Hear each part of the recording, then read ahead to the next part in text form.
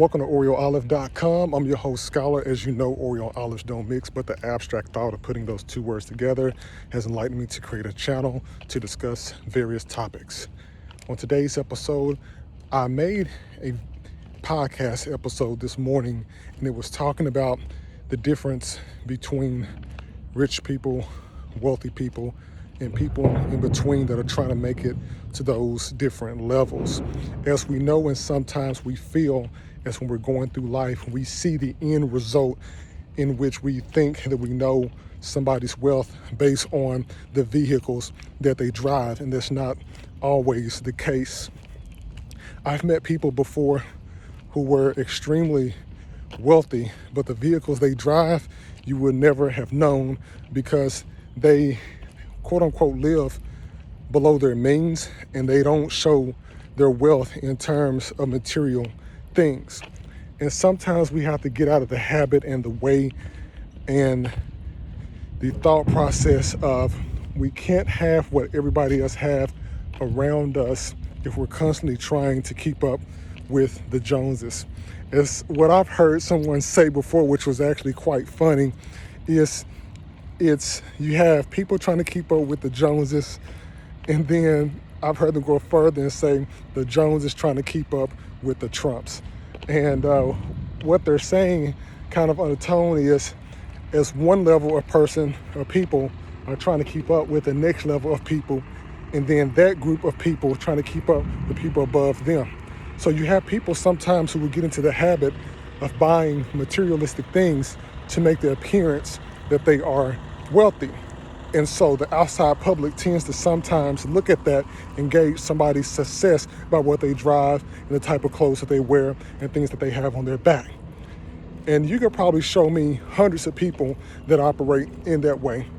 I can show you a lot of people who don't operate that way that I've met over time, and I'm glad that they don't fall into those traps of making or putting off the appearance of what they have in order to try to, I guess you can say, make people think that they are or have a certain amount of wealth, if that makes any sense. So when you look at that whole thing, what you have to realize is, I like when people, and I've seen this before, but do you think that it would make more sense that if a person was at a certain level of wealth that they don't actually show it? A prime example of that is you can look at someone like Warren Buffett, okay? Let's use him as an example. We all know who Warren Buffett is, and if you don't know what to tell you, but look him up online. When you look at the amount of wealth that Warren Buffett has, you can look at the car that he drives, for instance. He can basically afford anything that he wants. And they had did a video of him once before, and it was back in kind of the mid 2000s. And Warren Buffett still drove himself to work every day. He still enjoyed the same routine. And I think at that time he was in like a Cadillac, I think. Can't remember what model that it was, but it was a fairly older one. And then he was still driving the same Suburban that he was driving like years down the line. And so when you're looking at a situation like that, what you have to understand is people sometimes who are very at the top 1%, they may not drive the same things or spend their money on the same things as what people who are in the majority would spend their money on. But the people in the majority will spend the money on the vehicles to make the appearance that they are whom or what they are not. And so we have to look at that, and you have to make yourself understand, where do people invest their money? Are they investing their money in like areas that they shouldn't? Now, this is not me at all telling you where to invest your money. I'm not your financial advisor.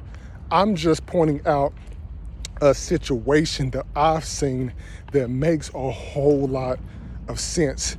And when you grow older and as you go through age and you go through things in life, you understand some things that you spend your money on can be considered very stupid. Other things could be worth an investment.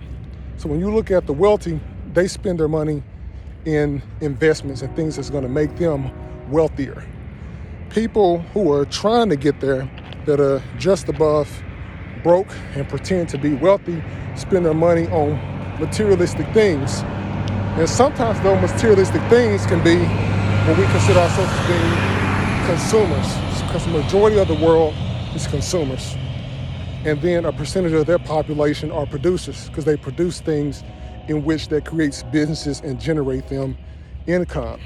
Now there's hundreds and hundreds and hundreds of gurus out there that have all tips and tricks on how they got to where they are. And you can definitely readily look them up on YouTube. The information is free. It doesn't cost you anything to attain that information because most of it is in books. But what I noticed that the wealthy do, the wealthy reads a lot. They spend their time probably more than 3 to 4 hours a day reading books and increasing their intellectual capacity in order to get or think of new types of business ventures to make them even more money.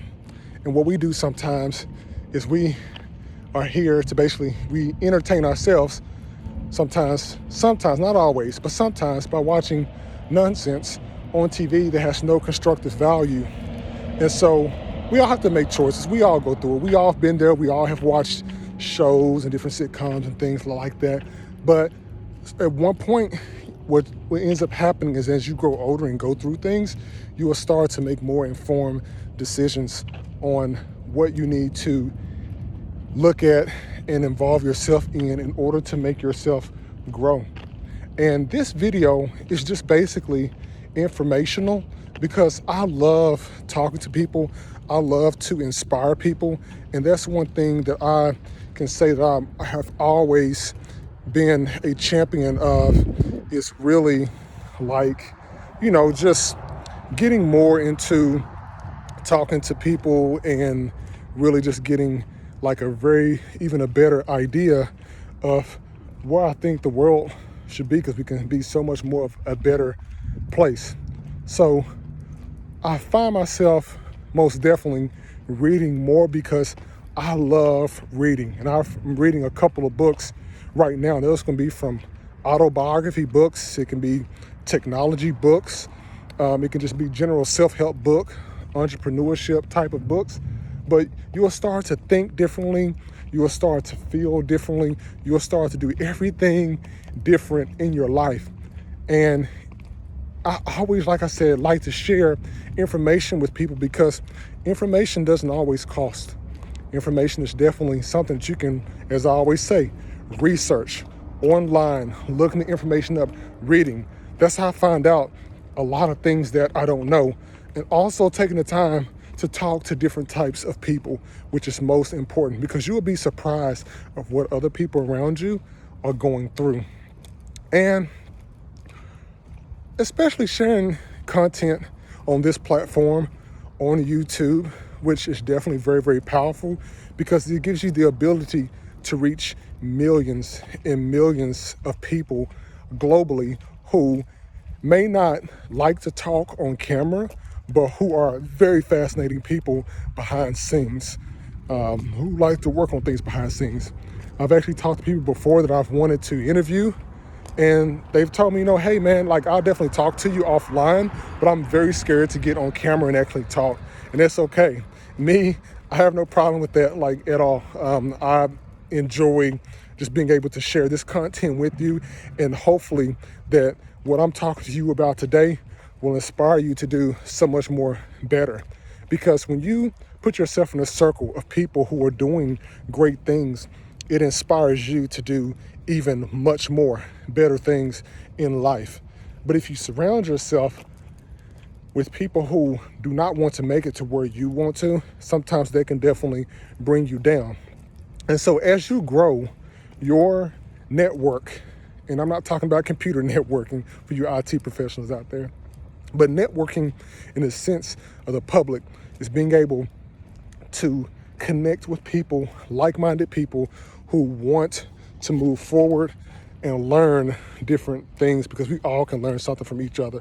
So you don't have to be an expert. You don't have to be a professor. You don't have to be the best at it. You can just have an inspirational tip that you want to share with people, and that's what I'm sharing with you today. So like, listen, and subscribe to OreoOlive.com. I'm going to continuously be putting out content that I feel could be beneficial to you and the world like out there. And I look forward to talking with you all soon. Thank you.